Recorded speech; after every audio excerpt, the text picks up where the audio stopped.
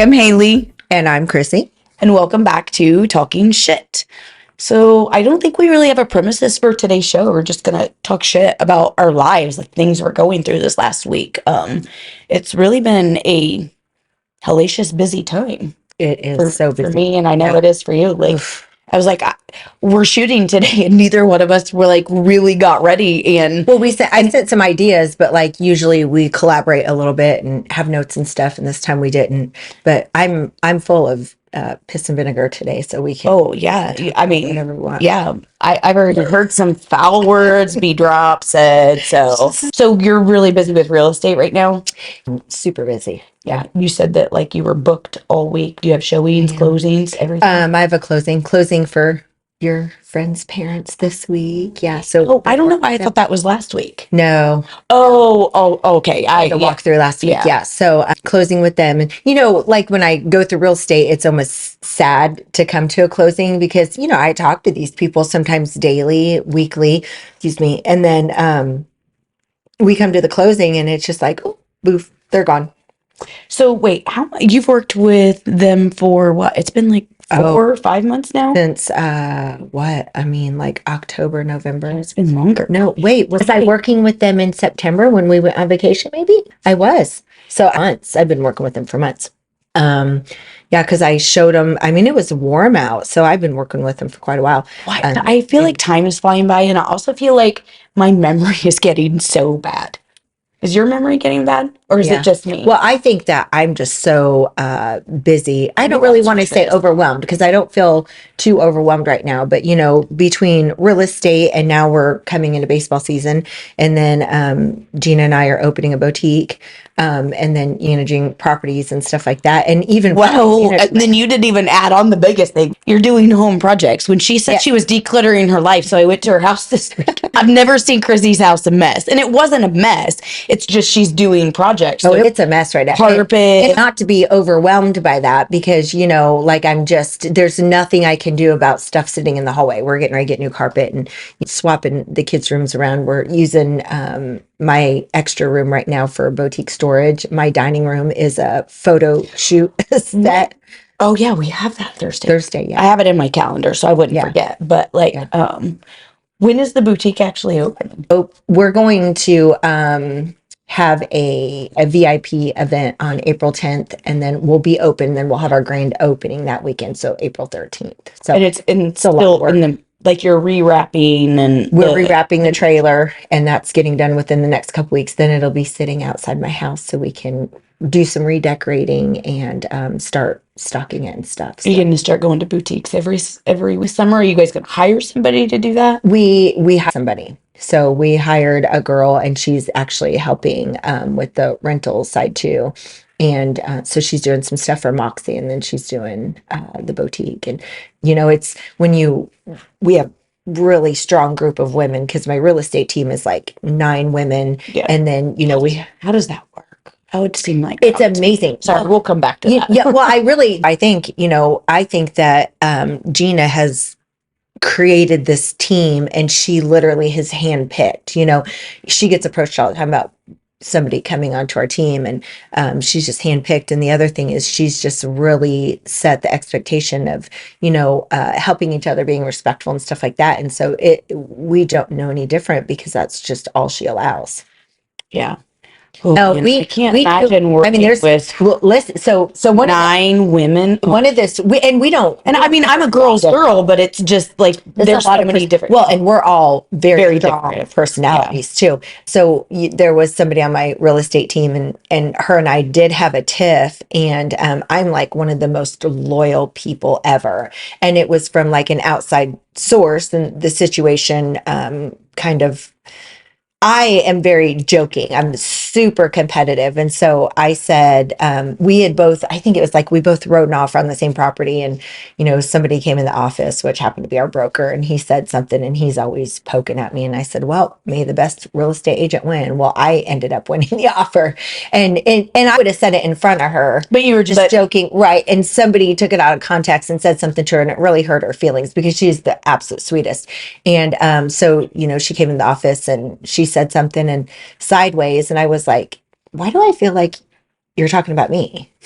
and she was like, so we had a meeting, went on, and then I was like, listen, if you were talking about me and like we have something going on here, like let's But talk honestly, about it. that's the best way to handle situations. People, I keep seeing when people like let things harbor and then they like go to talk about it with this person. If I have a problem with you, even if like, Yeah, it's but hard for me. It's hard to, so you know what I mean? soft and It's, sweet, and so confrontation is yeah. so not her thing.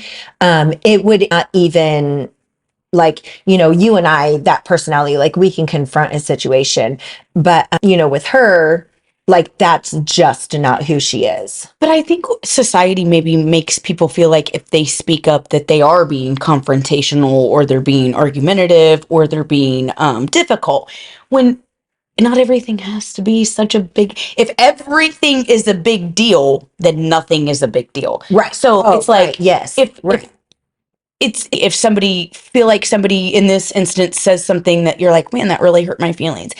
I feel like people should be able to go to someone and be like, hey, I don't want this to be a thing. I don't want it to be confrontation, but that just kind of hurt my feelings. You have to say Yes. that. All you But should have to say is, society hey. makes everybody think that Right. if you speak up and if you defend yourself or if you, try to come back and say, words or anything, that it's confrontation when it's not. Mhm. And I mean, you find it in business, you find it in marriages, friendships, everything. Not as such a confrontation. People can like have difference of opinions or difference or of different things without it being such a big deal. Well, this actual situation that happened, and I always believe that there's some kind of silver lining. There's like a that comes from it, and so this situation, we had squashed it, and moved on. And she apologized. I apologized because I was like, look, if anything I say is hurtful to you, I am so sorry, because like she's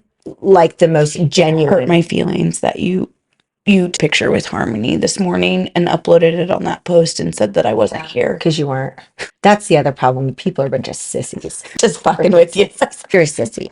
If you weren't a sissy, you would have been here earlier. I had to wait on my fucking Uber, which was our daughter. She had my car. Anyway, so that situation, it really turned out great, because then we, not everybody on my team, but the majority of my team went to a conference in Arizona, and it just so happened that her and I ended up rooming together. And there was only one bed. So we're sharing a bed and we're sitting there at night. And when I tell you, we talked about that situation, like it almost gives me chills, because when I tell you that I love woman with all of my core, we connected and realized that we have so much in common. We have 9 women. So like we go out and have different friendships with each and every one, like you do in like your very close friendships. Yes. And every one of these women would show up for me. My real estate team is, see teams everywhere, but I can promise you will not find a team like mine. So I had Hudson, and I mean, you guys, there's people on your team that you'll come to the gym and work out with. There's people that you can go on a wine tasting with or shopping with. There's different levels. Yeah. So you're right. You guys are very close. We are so. We go to rage rooms as a team. Yeah. A couple weeks ago, I went to a rage room. I kid you not, like my team would love to do that, because real estate is stressful. Oh, I can imagine. It is a roller coaster. Well, I lost my train of thought. You had a connection. Yeah. That you guys talked about everything on the Arizona trip. Yeah. And no, we're close now. Super close to all my team, but this is what I was saying. So, my real estate team, when I got pregnant with Hudson, I was a single mom of 3 kids. I was not with my husband now yet. And, I was doing my real estate license, which was brutal. I was working a full-time job. My kids were in sports, and I had a newborn baby. And that was the time that my daughter had started really acting up. But I knew that I had to make big changes, because like I was a broke ass. Like I made no money back then. And, the with my team, literally, they brought groceries. They cooked for me and my kids. They watched my kids. I'll never forget. Brian and Gina were like, you go to class tonight and you bring Hudson to us. Well, I don't leave my kids with anybody, but Brian and Gina, like, I trust them with my life, So anyway, take Hudson over there. And they were like, we're going to go to a baseball game. Well, I mean, Gina just is like the best ever, the best person ever, ever, ever. And so I'm like, okay, they could not figure out how to put Hudson in his car seat. It'd been a few You know years what? since I had a In their defense, shit with kids is 10 times harder today than what it used to be. So Caleb, I mean, she brings her kids here. Yeah. At the gym, my daughter, she manages one of the gyms, but we have a room that the Kokomo manager and we're all intertwined together. We all have our office together. And then we have a space for like the manager's kids so that they can still work. Yeah, it's great. But then they can still have their kids because I'm a firm believer. I don't want my girl to go to someone else. I want me and my family. I want to be the one influencing them. Yeah. And help them teach good because decisions. you can. I mean, I don't another level to it I now. don't know if you should be the one influencing those I'm a kids, great though. freaking person. I'm so funny. They're gonna have a great sense of humor because of me. God. I mean, and in Kayla's defense now too, it is another level to it because Baylor's autistic. Yeah. Like I was saying, there's a different level of it too, I think now for Kayla because Baylor is autistic and he's nonverbal. So her biggest fear is she doesn't want to take him to anybody because he's not potty trained. We're trying to potty train and that's really hard with a nonverbal kid. And then the next thing is you just never know what the hell's going to happen. He can't stay. Correct. He can't say like this person was mean to me or that person or whatever. And he's just, I don't know. She's very attached. And to be honest, she doesn't plan on sending them to school. She wants to do homeschool. And I can't see that I blame her with a lot of the way the world is today. Last night on, I don't know if it was TikTok or Instagram, who knows? I'm scrolling through just wasting my time. There's a teacher, I think it was TikTok, Tipton, Tennessee, which at first that's what caught my attention because it said Tipton. And I was like, oh, there's a teacher. She's 38 years old. She has over 21 sexual assault victims under the age of 18 as a teacher in their school system. 20. She's now pregnant with a 12-year-old, supposedly with a 12-year-old. So like, you just can't. Married? Was she married? Yes. And the husband, so as they're arresting her, there's a picture of her husband standing here at the door and her being arrested. Like, I don't understand the mentality of that. I just can't get on board with it. So it is hard. It's different times than when we grow up. Those are just things I think maybe it's things like that happened. But it did. But it just wasn't, as televised as much because I know, like, I can hear men talk and they're like, oh, if my teacher would have been hitting on me at 16, I would have been all about it. And I'm just like, if my 38-year-old teacher at 16, but that is the situation that is different for men and women. So, and that's the other thing. Like, why do people? I mean, it's like if a guy goes and sleeps with a bunch of women, he's masculine. He's the man. But if a woman goes and sleeps with a bunch of men, she's a hoe. Yes. Oh, I have a saying for that, which is really funny. So if you ever, I say, oh, she's out hoeing and mowing. I don't know what, like, it's just something funny to me, but like, that's what I call it when girls are out going on that different. Reminds me it's like just me being a smart ass asshole. Obviously, I don't think if this girl's going on this date, she may be sleeping with all these men, but I'm like, she's out there hoeing and mowing. It's just funny. What can I say for men? They're out there mowing and hoeing. No, mowing and hoeing. They're out there eating and I don't know that went south really fast. So we'll table that one for another time. We'll come up with a funny thing for a guy out there dating. Sometimes you make me speechless. I love when I do that. No, but you're right. It is different. When a guy goes out and sleeps with 50 women and when a girl does it, then suddenly she's a horrible person. But the guys are like, yeah, ooh, which, I watched another thing that says, and it really resonated with me. If you're not ready for marriage, you're not ready to date because if you want to have fun, date somebody that you don't have intentions of having a long-term or just make sure that you're clear about your intentions. Right. So if you're out there dating, say like, hey, I just I Yeah. want to have something casual and fun. But this is my thing behind it. And Well, that's what led to Hudson.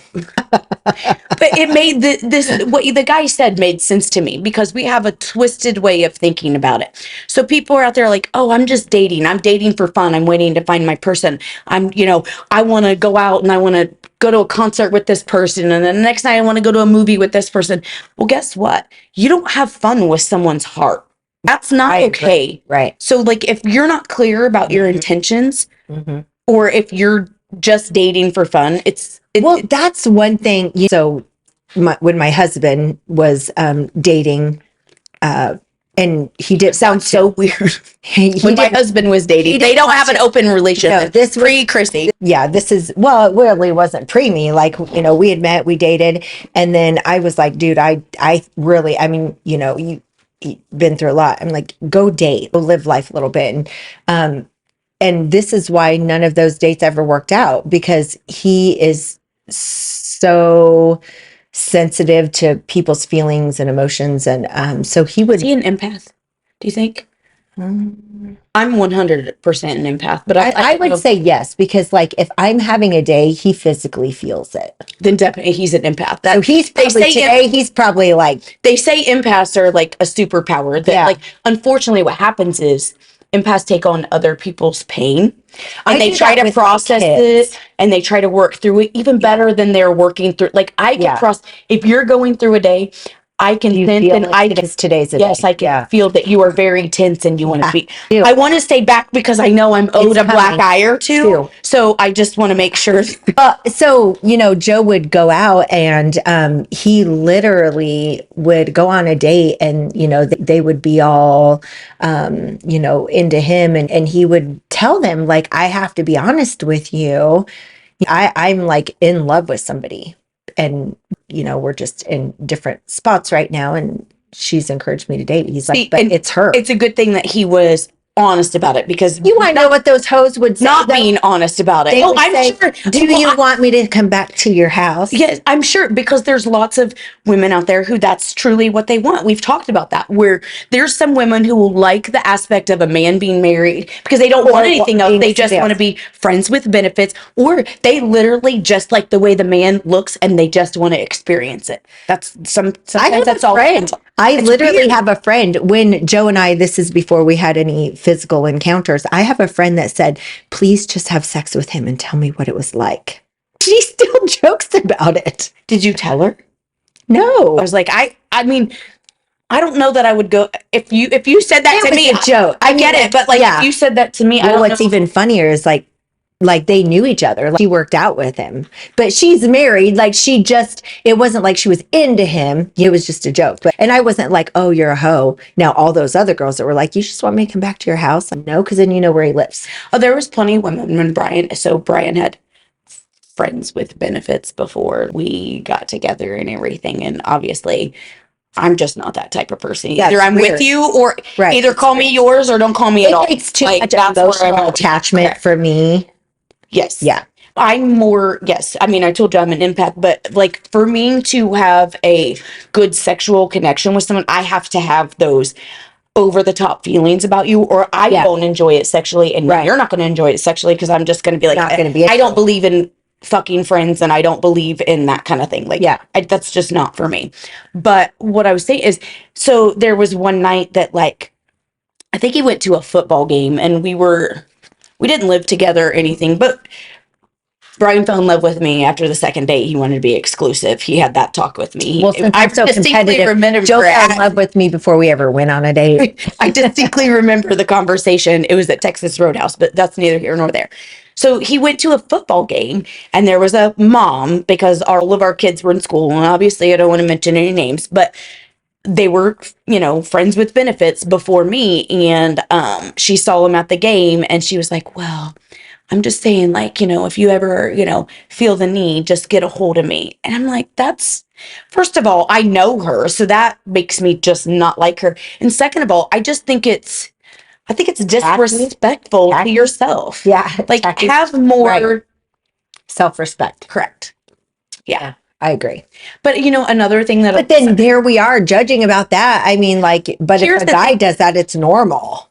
I don't think it's normal for a guy either, but Well, there I is a lot don't of either, people. But I guess society my thing normalizes behind that. that is, though, if I can only speak for a woman. If women are out there acting that way and having those feelings, I don't think a woman wants to be that way. Don't get me wrong, maybe they do. I don't really personally know, but maybe there's some sort of trauma stuff behind That's that what I that's would just not say. being worked through. I mean, when Joe and I met, like, I mean, man, I literally had been ran over by a semi, and then backed over, and then ran over again, and then I mean, for months. And we're talking a semi, like, you see the wide loads over the weight limit semis. That's what ran me over multiple times. I'm so glad you survived that. Well, I am too. And you know what? The person I became because of what I went through, now I don't regret it. But as I was going through it, I didn't like my behavior. I didn't like my reactions to things. And, when I met Joe, I just was so Broken. I was so traumatized and broken. And, Joe just really single-handedly loved me back to health. And one of the things he did is he made me go to counseling. And then he made us go to counseling. And it wasn't because something was wrong with us. It was just, we'd both been through some stuff. And it was a great thing, So we still occasionally go to see that counselor. I do therapy every other Monday morning.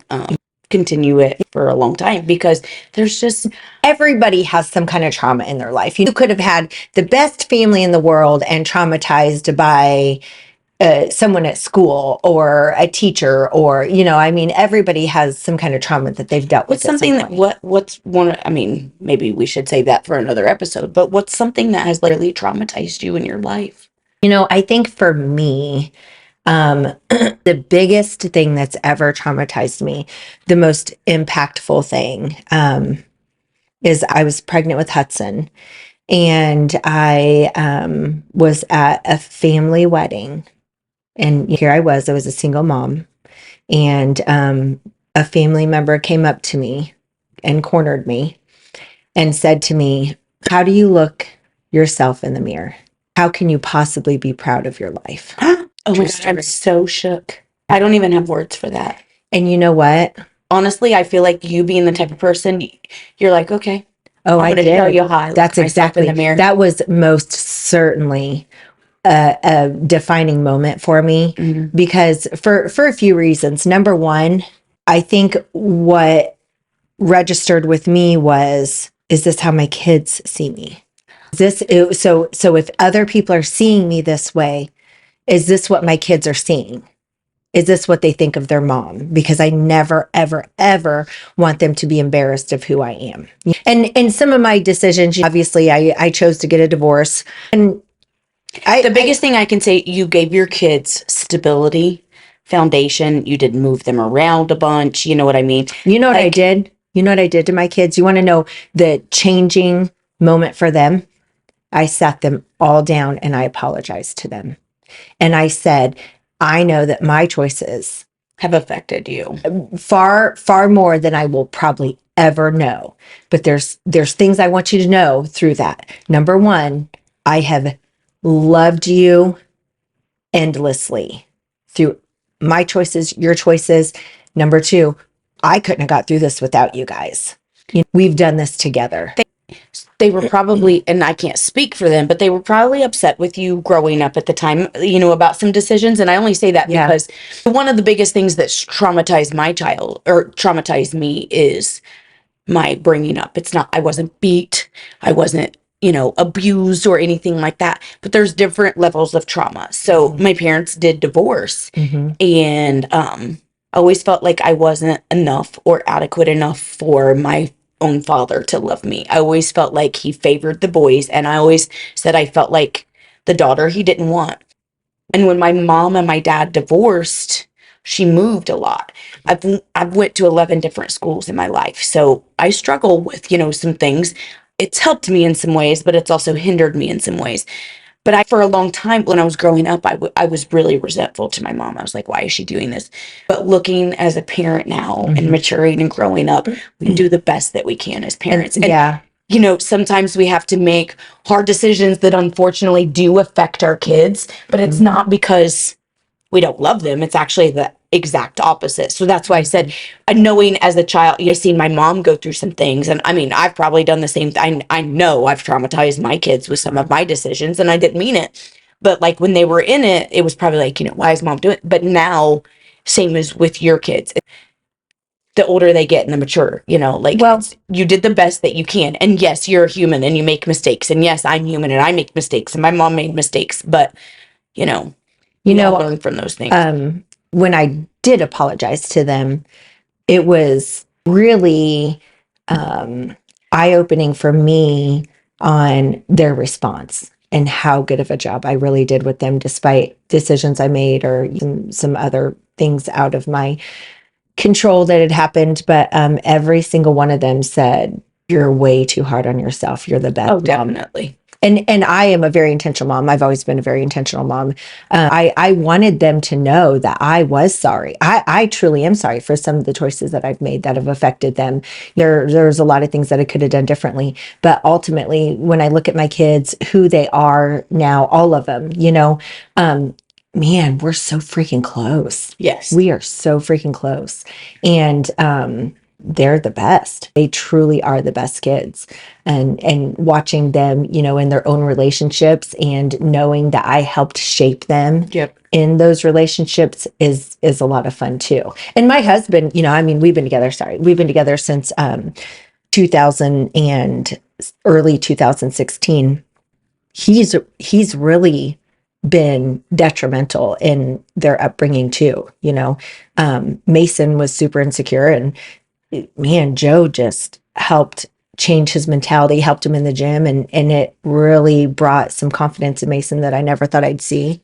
You know, and then my daughter, you know, gosh, if it wasn't for Joe, the hard times that she went through, hell, I don't know I could have made it through her hard times. He was just a lifesaver. You guys might have ended up fighting. Me and Lacey, we did fight. You might not have made it out alive. You know, this is the thing. Like, I'm not embarrassed of any of it because everything that we went through, it helped me be a better mom. It helped me, you know, love her the way that she needed to be loved. You know, like, it's not like I just went and put my hands. Oh my God, she assaulted me first. You said something so profound that I just want to touch on real fast. So we expect our spouses to understand our love languages and we expect them to love us the way that we need to be loved. It's the same for our kids. Oh, other people. Right. Our kids have their own love languages. You can love your kids, but try to nurture and grow the certain love language that is specific to them. It's super big. Yeah. Super big. And you know, it's funny. I resonate a lot with Lacey because I was a horrible teenager. I was the worst. See, and looking back now, yes, some of it I just wanted to be able to do what I wanted to be able to do, and I wanted to have fun. But a lot of it was Lacey wasn't just a horrible teenager. Lacey, she was self-destructive at times. She really was, and from a very young age, I put her in counseling when she was 5, and I was there at every single session, and I just kept loving her. And then, to be honest, that's probably all she wanted and all she needed. She just needed to know that, like, no matter what, she was loved. The good, the bad, the ugly, just love her through it. You know what? And Joe and I talk about this because and my mom's the only one that loved me through mine. And your mom's a saint. Yeah. She has the best mom. But you know, Joe and I talk about this often, and I tell him, I'm like, dude, I don't know why you stayed, because I don't know that I could. I was rough. And it just was, leaving was never an option for him. He just stuck it through for me and for Lacey. And it was, God, they love each other. It's disgusting how much Joe and Lacey love each other. And, you know, he made me understand that, especially with teenagers, because they do have. Not everything's about you. Well, the thing is that there's always a reason for the way that they act. Mm-hmm. There's always a reason. And I couldn't change any of the happenings that it had obviously brought Lacey to the point that she was at. But we did keep talking. And the best thing, and Joe and I talk about this often, the best thing is the fact that she apologized to us. She literally said, I am so sorry. And this is before she had Leilani. She said, I am so sorry. I'm so sorry I put you guys through that. And it was very sincere. And she's Well, here's the thing that we need to touch on too about kids, teenagers, whatever. Like as adults, we have a hard time understanding and processing their brains are literally still developing. So while yes, there needs to be boundaries, give a little bit of grace because like they're working through it themselves, but keep in mind they have a lot less life experiences. They have a lot of less things that they have going on that they're just trying to figure it out and process it too. They don't a lot of times they don't understand why they're feeling or why they're acting, and it's just happening and they're trying to get through it. Well, and they just respond to their feelings, without really thinking of like consequences and stuff because their brains just don't quite understand it yet. And so just a funny thing, and this, I have a rule in my house. If you spill something, and I think this is a trigger from when maybe I was little, because I felt like I could never do anything right. But so if you spill something in my house and you just spill it, it's an accident. I never get mad. We clean it up. I don't ever want my kids to panic and think that them making a mistake is the end of the world. Right. Or causes me to get mad. Now, if you're horsing around and I tell you to stop and you spill something, then you get in trouble because you were horsing around. Well, Hudson, he is very funny about his clothes. And so I bought him this little outfit, and it's a nicer outfit, but his nicer outfits still, he's all about comfort, right? So he's a boy that wears sweatpants all the time. And so they're kind of just like comfortable little pants, but khaki kind of.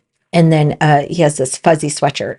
And I set it out for school one day, and he walked out and he said, I can't wear that. And I said, why? He said, well, because we play football and I'll get those knees dirty, and that's my nice outfit. I can't wear that. And as much as I love and appreciate that he thought about that because clothes cost money, whatever. I said, you know what, Hudson, this is the deal, dude. Don't you ever worry about tearing those knees out of those pants. Don't you ever worry about playing at recess and getting your clothes muddy. Which, you know what, I've never even really thought about that. There's lots of kids her parents who are like, don't get dirty today at school. Well, why send them to school in that outfit? They're 7 years old. Let them be a kid. That's why I was like, Hudson, dude, if you ruin those pants, they sell more. Now, Lacey, on the other hand, thinking back, if I was like one of those moms that would tell my kid. When Lacey was 5, I mean, my boys have always been sweatpant wearing, sports playing. I mean, Nolan used to run across the gym floor and slide, and he'd rip holes in his knees all the time. Now, was it frustrating? Because I'm like, oh my God, dude, quit sliding across the gym floors and ripping your pants out every week. But did it make me mad? No, because I knew that one day I would miss the days that he came home with ripped knees, that his smiley little face in third grade would slide his little knees across the floor. So when I grew up and I lived with my dad, I mean, I'm not going to say any names, but I had a stepmom that always made me, so it was always thrown in my face that my mom didn't pay child support. And this was past middle school, that my mom didn't pay child support and her kid's dad did pay child support. So they got to get more things. So when she would take me shopping, she would take me to the clearance rack, and then I would get one pair of shoes. If it was summertime, I would get to pick one pair of summer sandals that I would have to make work with every outfit. Would you go shopping? She would take you and her kids shopping? No, she would take me shopping. Okay. And I would shop on the clearance rack. And I don't really remember whether she would take my brother shopping, but it's true, my mom didn't pay child support at that time. So my mom would send my aunt Diane money and have her go shopping for me or take me shopping. And and so I think maybe I probably did, not intentionally, but I wanted my kids to take care of their clothes because just because I grew up. So if you grow up without any money and then you come into money, you want to hold on to the money. So it's almost that same aspect. Yeah. Like I grew up with very minimal. I only got to get this stuff or this stuff. And then that was it. It didn't matter if it was in style. I distinctly remember one time, I used to tight roll your jeans. So, she took me shopping and I got some new jeans and I tight rolled them and I went with my friends that night and they were like, they looked at, and I mean, this is middle school. And so like, they didn't, obviously they were just getting middle schoolers, but they were like, oh, tight rolling's not in anymore. Your jeans are so last year. There was nothing I could do about it because that's what I got. I remember for school dances, she would take me to J.C. Penney in the women's section. And I remember an 8th grade dance. She bought me like woman's. When I say woman's, it was down to the floor. It was white up here with like a lace doily thing here that was white and then black all the way to the floor. If I could find a picture of it, I'd put it on this podcast. I was in 8th grade. I looked like a little Amish, and it wasn't because of any other reason than her kid's dad paid child support. My mom, I think it was more, She was punishing I you. think she was punishing me for what my mom was doing. God, I think that's so common though. It is. This is the thing. Man, blending a family is hard anyway. And I just had this conversation with somebody the other day. We've all had struggles, and I really accredit my husband for being so amazing through everything with my daughter, because he never ever treated my kids any different. My kids have obviously had step parents, and that hasn't always been a fun position for them. So I've always tried to be super self-conscious of who I am as a stepmom. Now, with that being said, there are some rules that I have at my house that, the boys haven't always liked, Joe's boys haven't always liked. But the reality of it is I can tell you hands down, through the good times and the bad times with our family, there's never been anything but love. And, just not too long ago, Corbin and I joked, because we've butted heads before, and Corbin and I joked and about like those, times being in the past. And somebody recently said to me that they were frustrated and they didn't say favorable things about their son's children. And man, that just struck me, because no matter what we've been through with our kids, I've always made sure to try and text the boys and say, I love you. Like, how can I not love them? They are my husband's world. Now, and Joe and I just had this conversation. I don't always like them. I don't like the way they act with sometimes. Joe for 10 years and then just walking away and never speaking to those boys. Yeah. Unless you needed something again. I couldn't imagine it. And It's really, weird to me, so we joke around. We say, like, if anything ever happened to me, Joe is stuck with my kids. He really is stuck with my kids. Oh, definitely. Because he's been in their life and he's been their person. Like, he's been their go-to. And we talk about the boys too. I would hope that if anything ever happened to my husband, that the boys would come to me. That if the boys ever wanted anything or needed something, or if they just wanted to stop by because that was their dad's house, I hope that they would do that. Our family dynamics it's very close. Joe talks to his boys every day. And obviously, my kids, they come over every single day. But I wouldn't want it any other way. Yeah, all of our kids, like, we have kids that are around the same age. They may not be close, but all of our families and kids, for the most part, get it. They get along. They're like, but it's almost kind of like a cousin, us being sisters and them all being cousins.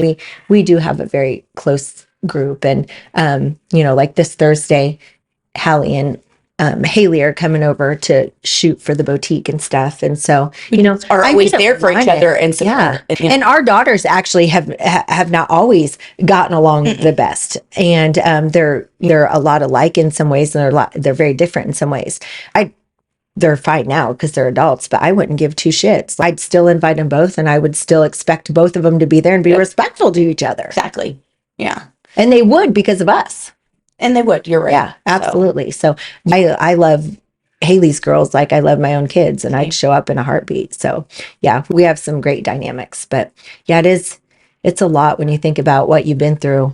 Well, I mean, we're all like, so you're a blended family. I'm a blended family. Yeah, we are all blended families, and It's always a fun time. we can vent to each other and not hold judgment and stuff. And just recently we were talking about there's actually our families are all pretty much like business owners, and so Brian and Haley's oldest boy owns a lawn care business.